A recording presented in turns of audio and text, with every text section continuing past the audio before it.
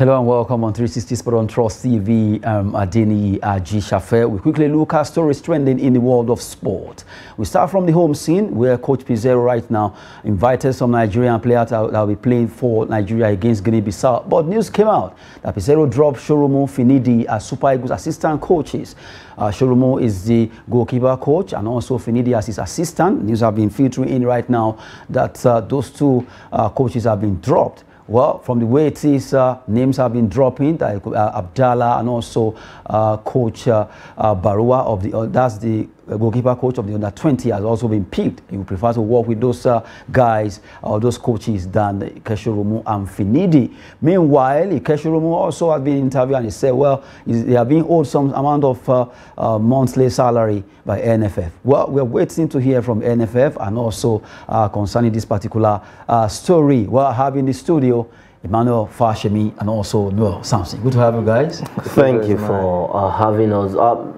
I think it's bizarre and absurd for Pizarro to, if it's Pizarro that actually dropped and the case is a bit kind of confusing. Well, whatever happens, but if it's Jose Pizarro that actually dropped these two guys, I think he has not actually done well.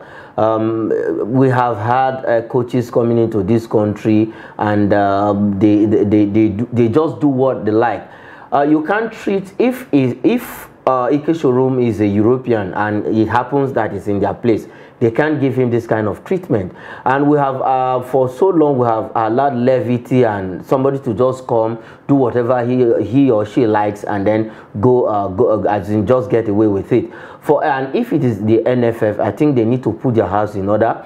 We have a new president right now, and for Ikeshoromu to say they have been owing a backlog of salary since May last year, I think it's something that is very, very bad. I will not support that, because this is a man that has a family, he has an extended family, he's the breadwinner of the family, and you are owing somebody since May 2022 till now. And how do you think the person is feeding? How do you think the person is faring? And whenever it's a point of call, we've executed about 2 games right now that we are topping the group, and they were patriotic enough to come and work with Jose Pizarro. Now at this point in time, you are telling them to stand down, whether suspension, whatever, and bringing in a coach that under 20 goalkeeper trainer is an insult on the players. If I happen to be one of the Super Eagles player, I think I will walk away from that team, because at this time we all need to be on the same page. First thing first, you are owing this guy and you give him this kind of treatment. And the assistant coach Usman Abdallah that was brought in, he's a man that, if you look at his track record with some of the club sides in Nigeria, I think his records are not, his stats are not that good. I remember when he was with Enyimba, he almost got Enyimba relegated from the Nigerian Professional Football League. So a lot of things, though, they know what is going on. They should sort themselves out, and at some point there were contract issues. You can give a white man a contract, you can't give the black man a contract, a Nigerian coach the contract. Why? So these are some of the ill-treatment that our coaches face. Even at sometimes, I know we have our own issues, but we should do things right. For Jose Pizarro to drop these 2 guys, he has not done well. Well, from the way it is right now, Noel, do you have any maybe a different opinion concerning this? Because yes, right now, I'm having 2 opinions about it. Because first, Pizarro dropping the 2 of them, he has a choice. Maybe he's been given a contract. Maybe you have the choice to pick who you want to work with. Okay. If he doesn't want to work with Ikeshoromu or Finidi again, then that is his choice. We cannot. Maybe he's not comfortable working with them. The other opinion I'm having, comfortability now. Yes, but the other opinion I'm having is them owing Ikeshoromu since May last year. That's quite bad. That is what I'm happy with. But if, for instance, me coming to a team now, okay, you have been there for so long, and okay, I'm not working. I don't want to work with you because I'm not comfortable working with you, or I'm not giving out. I won't give out my best working with you. So there are 2 different things. Maybe he's not comfortable working with them, and he prefers those ones that actually probably he should have gone to the under-17 and then pick the under-17 goalkeeper trainer to come and train. If he's comfortable with it, no matter the comfortability that it is, You don't do that. Okay, let me ask Noel one question. It's just like having a team like Chelsea, Arsenal, Enyimba, Rangers, Nasarawa United. You have a coach for under 20 team, let's say the feeder team. Maybe let's just use that as an example, and the senior team at least bringing also overnight. They have a match to play against Guinea on Friday, and then this is coming up barely 5 days. 5 days. So it's happened in Chelsea. It seems Ancelotti, when he came to Chelsea, Michael Neymar was supposed to be the next assistant, to be beside Ancelotti, but he felt, okay, this guy, he doesn't want it, or it's not up to what he needs, and he picked someone else. So it's not something we should, to me, it's not something we should just take, we should just then, argue over. He picked Abdallah and picked Baroua. I was even thinking it was Abiodun Baroua, the one that went to Olympics. Yes. When I saw the name, under 20 except maybe trainer. Probably except they have, maybe NFF is involved in it. Of course, NFF will know about it. Then that should... Pizarro cannot be operating alone. But is it that because this Iheanacho and Ndidi protested against the pay of side? Could it be the reason? If it's the reason of them, if him dropping them, then I'm not in support of it. But if the reason is clearly that, okay, these guys, I can't work with them, I don't want to work with them. Why can't he work with them? If it is a choice. If you want to look at it from that angle, Jose Pizarro has not even gotten a very good record. Some of the friendlies that we play we lost. Apart from the 2 games, those might be the reasons. So I'm not reasons. This is a coach that was sacked. From before he got this before he got the Super Eagles job, and when he came, he started talking tough. We thought maybe Super Eagles will now become. No, but we saw the same traveling around, dropping. Why will he drop these 2 guys? Iheanacho is one of the best hands we have in this country when he was with the Super Eagles, and then Ndidi George has been one of the best winger we have in the Super Eagles, and this is a man that got his coaching back from Enyimba right now. Still with Enyimba, and he's doing exploit with that team. So if NFF is owing these guys, let me say it here now, NFF president should rally around and go and pay this guy their money. That I support. For coach also Pizarro, for him dropping this, he's very wrong of dropping Ndidi George. Anyway, the issue is that it's like me coming to a team now. You can have the best player, you can have Ronaldo in the team, and I say, okay, I don't like Ronaldo, you should go. You made mention of Chelsea. Michael Iheanacho was the technical director of Chelsea. But hierarchically, look at the hierarchy. Now you left the okay. Let's assume we don't even have. Is it that we don't have other good coaches in Nigeria anymore? That is what it feels like. He wants. Okay, now see, in every sphere of life, we have levels, we have cadre. Now, how do you expect Super Eagles player to be working? No, it's not done. You know the way we do our things. We are Africans. We are Africans. Why didn't they go to Chelsea under 18 team and go and bring under 18 coach to come and? If the coach is given open hands to do that. Now we complain probably because maybe NFF do get themselves involved now, in issues like this. Let's even look at Senegal, the Senegalese team. When the coach left, who did they bring? They brought a former player, this is their present coach, to coach the team. Aliou Cissé. Didn't they have the under-20 coach there? Why didn't they bring the under-20 coach? It's a matter of choice. It's not a choice. It's a matter of choice. Needs to get his act right. We have to quickly move to another stories right now. Where we're talking concerning Super Eagles there right now. It seems the house is not delaying in good order because Iheanacho and Ndidi, they've been dropped. And news reaching us that under 20 goalkeeper Baroua and also Abdallah have been picked to represent that's the coaching crew with Jose Pizarro there. Quickly, let's talk about still the team AFCON 2023. From the way it is right now, Simon Ndidi, Iheanacho, early birds in Eagles camp, they have arrived. And the house is bubbling, and hopefully they'll be able to win against Guinea-Bissau on Friday before they jet out to play the second leg right now. Looking at that particular story, hopefully we hope that our team, the Super Eagles, will bring that smile to the face of Nigerians by the time they play on Friday at the MK Abiola Stadium, and hopefully they will win big. It's been a while they've made Nigerians proud or smile. We just want to see them after looking at what happened in the race for 2022 World Cup. we hope that Super Eagles will really fly high in this time around. Let's go to Formula One. Let's talk about a particular scenario where Sergio Perez of Red Bull came #1 to win that particular Saudi Arabian Grand Prix in Red Bull 1-2. Good one for Sergio Perez alongside his teammate Max Verstappen. They came 1-2, although there was a little misunderstanding when Russell was actually brought on before it was dropped because Fernando Alonso had earlier been docked off point, but it was restored. So he came third for his team Aston Martin. Good one for Sergio Perez winning the Saudi Arabia Grand Prix. Then you have Max Verstappen coming second. Yes, for me, I congratulations to Sergio Perez. I prefer Sergio Perez to say the truth here.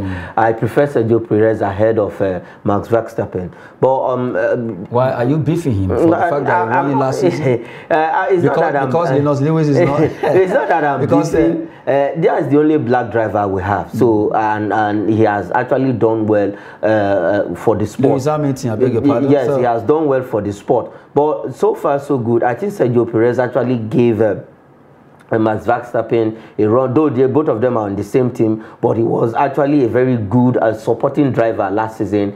I think he was he was giving that Max Verstappen that competition, and now he has started the season brilliantly by winning the Bahrain Grand Prix. That is one of the biggest Grand Prix we have in the world. We have a lot of Grand Prix that are coming up, and for Fernando Alonso, congratulations to this I'm man. Happy for him. Everybody for the fact thought that he seems to be the old wine. Oh, the old one, yes. Everybody thought it's over for Fernando Alonso, and he commented, I think this is a sign of good things to come for him. The sign of good things to come for Fernando Alonso, the Spaniard right now, showing class when it comes to racing in Formula One. He came third in that particular race that took place at the Saudi Grand Prix in Jeddah, precisely. Good one for Lewis Hamilton and Russell. They just have to up their game. They came 4th and 5th respectively in that race, where a lot of people were looking at Mercedes. Would they be able to win? But right now, they need to get the aerodynamics of their cars in good shape, because they've been complaining concerning those cars,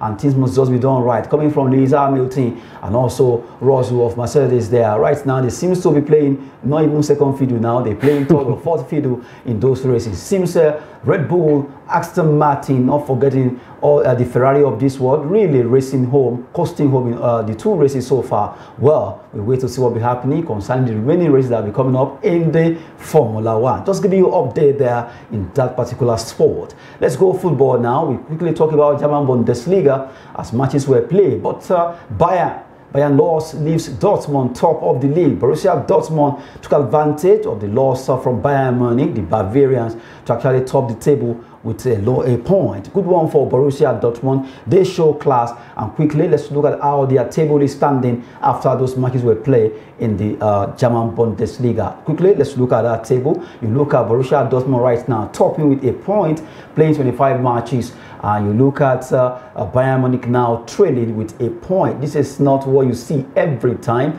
but this is really coming a different year now. Union Berlin standing third, Freiburg, Leipzig, Frankfurt, Wolfsburg. In that order, you get to number 10 with Borussia Mönchengladbach, having 31 points from -4, and after playing 25 matches. Borussia Dortmund showing class against Bayern there. Let's look at the bottom of the table over there in German Bundesliga as the games were played during the weekend. Stuttgart, Schalke 04, Hertha Berlin.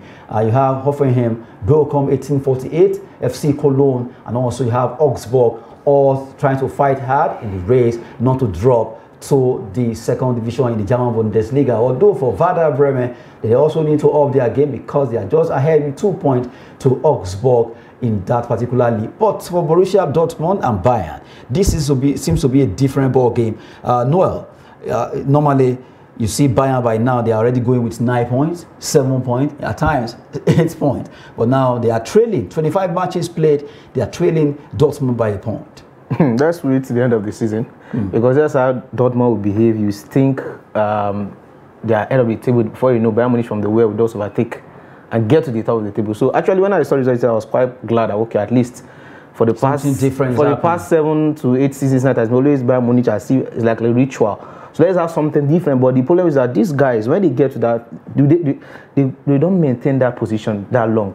Probably in the next match, Dortmund might lose, Bayern will win. They go back to their next to to go back to their first position, because that's a bad right to me. So we just hope Dortmund try to just continue with this form and try, maybe they might win the league. Well, if maybe they will win the league, it's going to be a big one, because the team that play over there at Signal Iduna Park, Borussia Dortmund, will be doing everything possible to see how they can hold their own against the Bavarians. Bayern, who we know always want to win the league over there in the German Bundesliga. Let's go to France, French League 1. PSG, they lost their game against Reims. Reims and PSG's unbeaten run at home. It has been a long time. They've been winning, but right now they've been giving their own bitter pill over the weekend. Mbappe, Messi, Neymar. Look at all the stars in that club, but they lost out. Well, their coach, Christophe Galtier, couldn't believe his eyes after they lost that game against Reims there. Looking at how their table is still standing, although PSG are really showing class over there. They are still topping, 66-59. They are topping with 7 points. It's not as easy as it used to be. Marseille are trailing them. Lens, Monaco, you have Reims that defeated them, now having 50 points from 28 matches with 18 goal difference. Lille, OGC Nice, where Terem Murphy plays straight, they are standing 7 with 44 points ahead of his former team Lorient, who actually have the same point. Reims, where Folarin Balogun also plays his own trade. Olympique Lyon are now standing 10th on the log. And you look at the 11 to 20 on the table before Emmanuel Fashimi do just to this particular story. Let's look at Montpellier standing 11th with 36 points, followed by Toulouse, Clermont, Nantes, that's Moses Simon's club. They have 30 points, minus 7 from 28 matches. You have Ajaccio, Angers, Troyes, Auxerre, and you have Strasbourg in that order. Well, looking at PSG losing against Reims, it's not as if they cannot be defeated, but not where they're already coasting home. Everybody think they can lose again. Yes, at Parc des Princes it happened. But for PSG, they've been winners of the league on beating times. But so far for Reims, I think out of the number of matches they've met with PSG, this is the 7th time they will be able to beat PSG, with PSG running away with about 17 victories over them. So it's looking good for them on the table. They are comfortable for at least at the moment, staying at the top of the table despite the loss.